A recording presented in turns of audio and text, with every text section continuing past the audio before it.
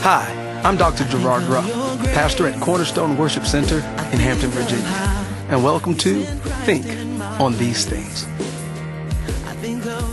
You know, in 2 Samuel chapter number 22, verse 20, the Bible says, He brought me into a broad place.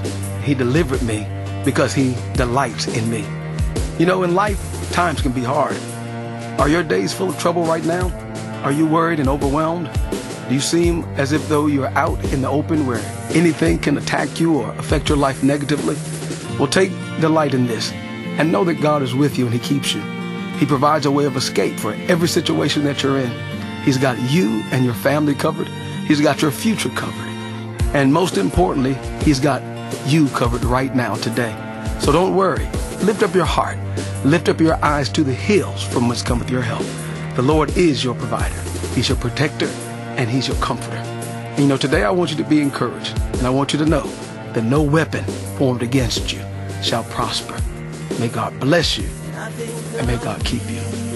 Connect with us at cornerstonehampton.org or for messages and music, iTunes. Or just stop by my Facebook page, Gerard Ruff, and say hi. Remember, think on these things. God bless you.